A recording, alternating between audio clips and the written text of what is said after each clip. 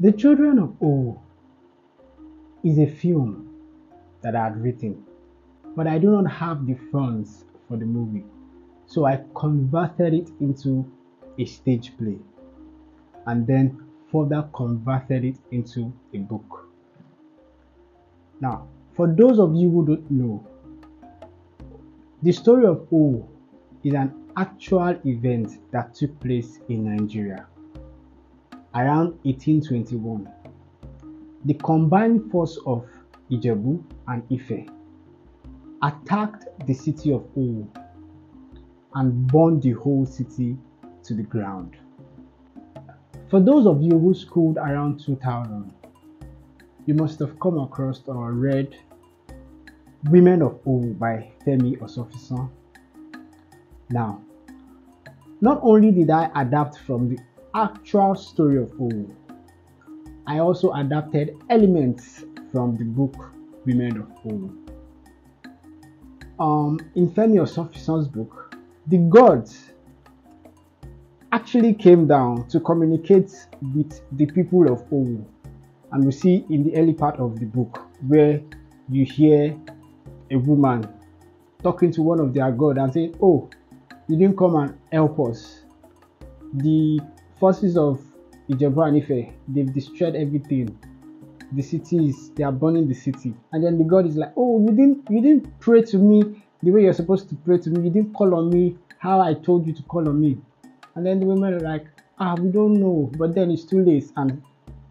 But in my book, the women of OWU are the gods, while the children of OWU are the intermediaries between the people of OWU and the gods, which are the women of OWU. Now, because it is a book, there are new words and new things that I need to explain. So I took my time to explain the new words, the new rules before each scene. One of the rules in my book, Children of OWU, is that when a princess is 16, different princes from different Yoruba kingdom. Remember, this play is set in 1821. So, as I was saying, when a princess clocks 16, different princes from different Yoruba kingdoms will come and ask for her hand in marriage. And not only will they come and ask for her hand in marriage, if she accepts anyone, she will be taken away that same day.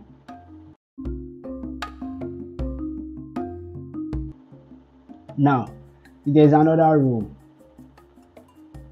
Because the princess will be taken away that same day, according to the law and custom of the land, the princess needs to ask the father for a parting gift. And the father, which is the king, cannot refuse the princess of that gift.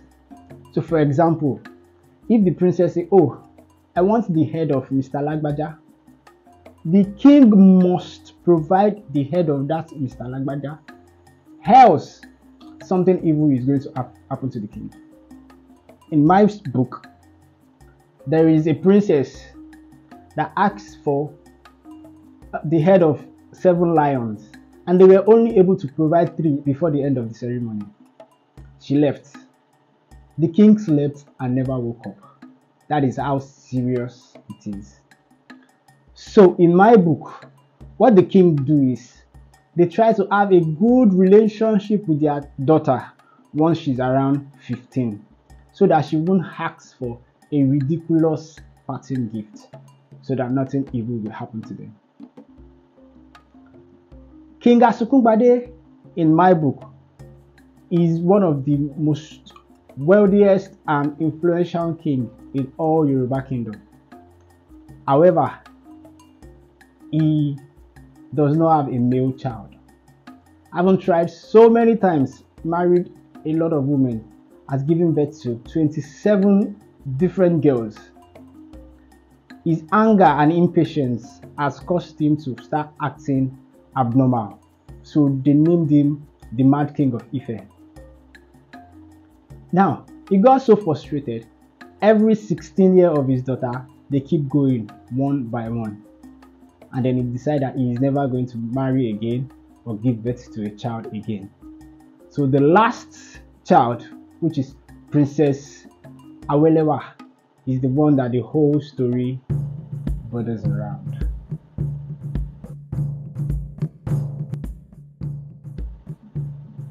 Another law in my book is that in the city of Owu, once an egg is being smashed, if someone from the royal blood makes a statement and then smash the egg of seal on the ground, it means this statement can never be taken back.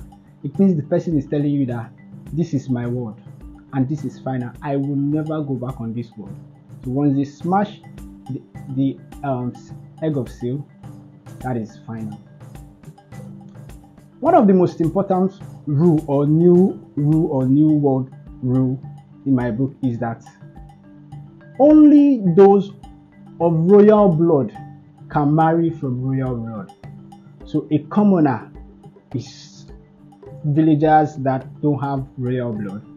Not only can they not marry from a royal family, they dare not, because it is a grave offense for a commoner to woo or try to get married to a royal blood. Thank you for still listening. I really appreciate it. Now, in my book, Children of OWU, in Owu Kingdom, the king had 3 wives. One was barren. The second wife had a son, and the third wife had a son. Now, by law and custom, it is the first son that is supposed to become the next king after the king dies. However, the first son has little stature, and the second son is big in stature.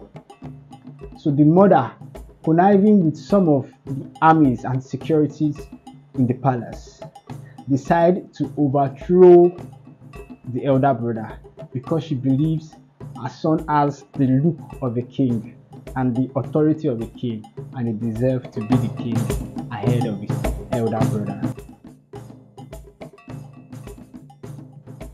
So a war broke out with 2 different factions in the kingdom. This is after the king had died, and then it was this continuous back and forth fight, and both the 2 child died. So the king made a statement that because of this tragedy, the only 2 sons that could have become the king of Owu, due to jealousy and what have you, they've killed themselves. Henceforth, there shall be no more king in Owu land. It is every man for himself. So Owu are known to be commoners among every other Yoruba kingdom. So they marry themselves, but they don't go outside to marry other people.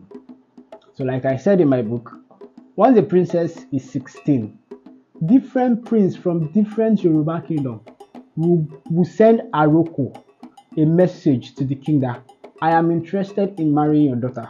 I am coming tomorrow to marry your daughter. So usually the case is you have 4-5 prince send Aroko to a particular king if the daughter of the king is clocking 16. That is usually the range, depending on how beautiful the princess is. So if there is news around the Yoruba kingdom that, oh, this princess is so beautiful, you have around 5 to 6 prince going for her. But if she's not so beautiful, you have 2 or 1. And usually the way they do is, if you have 5 prince, the richest and the most handsome prince will go first. So the ceremony usually takes about 10 to 15 minutes, and it went because most of the princes will go for the first or the second, as the case may be, because it is the richest and the most handsome. So it only makes sense that they choose the first or the second. So the meetings usually end around 5 to 15 minutes. Now, in my own book, One of the things that is common is that there has never been any time that there is gathering that different princes are coming to marry a princess, and then the princess did not choose anyone. As a matter of fact, the only time that a king had to end a ceremony like that was a king in one Yoruba kingdom. So her daughter is rumored to be the ugliest princess in the whole of Yoruba kingdom. So no prince showed up for her birthday to marry her. So the king had to end the ceremony. In my book, Children of OWU, Princess Awelewa of Ife is rumored to be the most beautiful princess in all the Yoruba kingdom. As a matter of fact, on her 16th birthday, 27 princes from different Yoruba kingdoms have sent message that they are coming to marry her, and they all showed up. But she kept rejecting each and every one of them. Why? You have to read the book.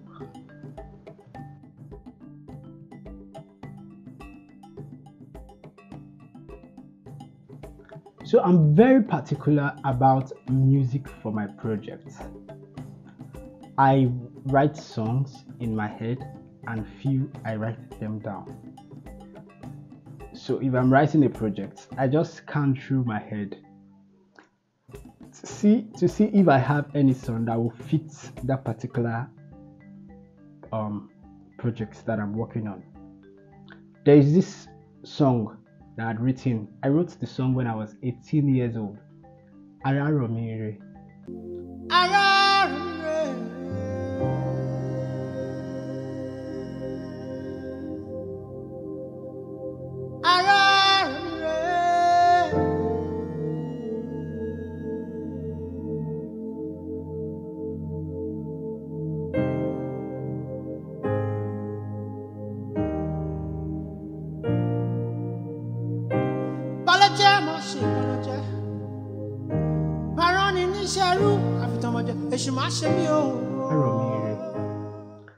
So it was when I was working on the blank space that I felt, okay, I have this song will work for this particular thing. And people really liked the song. As a matter of fact, 3 different people used the song for their own projects. Like I've had friends come to me like, oh, Femi, we like this song, can we use it for? And I'm like, oh yeah, go ahead. And I've seen 2 short films that the song was used, and it really makes sense the scene they use it for. And then even in my church, we do drama Sunday. A particular drama Sunday, the director of that particular drama Sunday approached me and said, oh, we want to use this song for this drama Sunday, and the song was used too. So I've been lucky enough to write songs that people really like. So the song for Children of OWU, remember I said that it is a film. So there's at the midpoint of the movie, there's the character arc where the hero is transitioning to a totally different person. So like always, I scan through my gallery to see that if I have a song, and then there's this song that I've written a long time ago too. Oshanimi motidosha, Oshanimi motidosha o, ẹni bá ti rí mi, ó ti rí òòṣà o, Oshanimi o, motidosha o. So I just felt, okay, this song will fit perfectly for this scene. Oshanimi motidosha, Oshanimi motidosha o, ẹni bá ti rí mi, ó ti rí òòṣà o, Oshanimi o, motidosha o.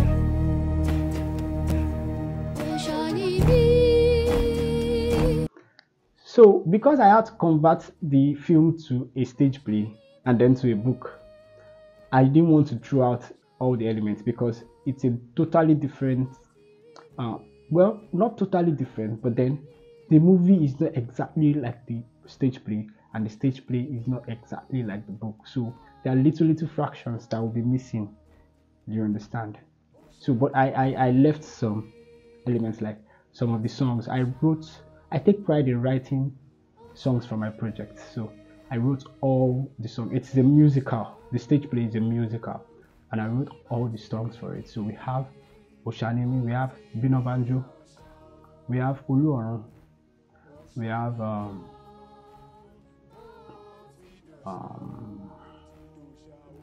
I can't remember the name. I think we have 5 songs, and I wrote all the 5 songs. So I take pride in that. So just like Araro Miri, Oshanimi too is following suit.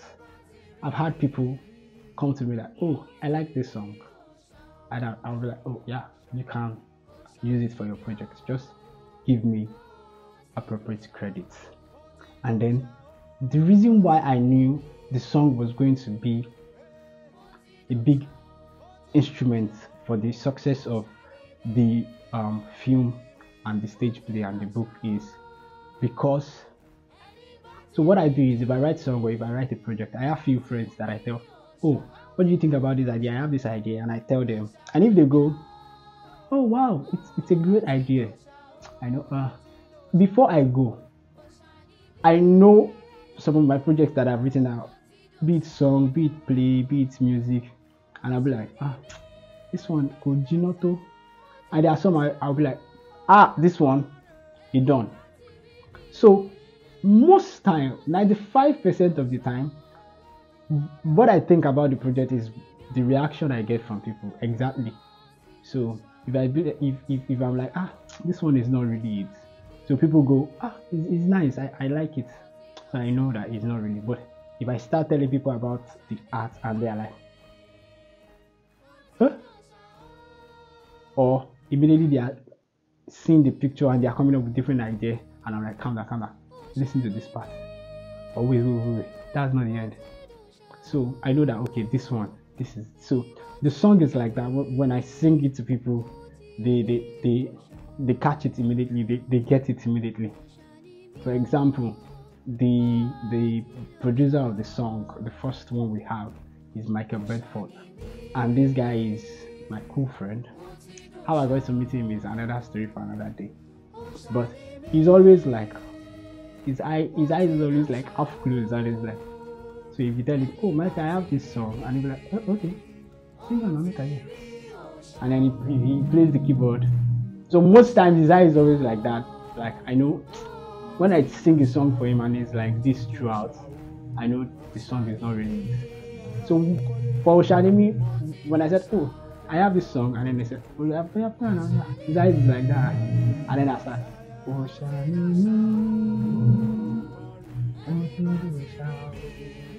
by the time I'm coming back to sing it the second time, his eyes is fully open, and then he's nodding his head. And before we finish the session, he's like, and I'm like, guy, what's it? And he's like, what's in the middle of Osha?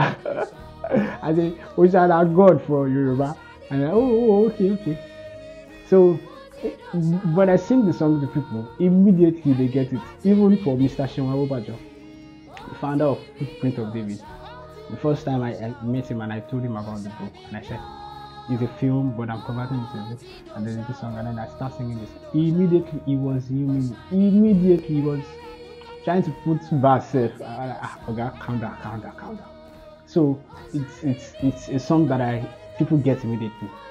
So I feel the song is a big instrument to the success of the Children of OWU franchise.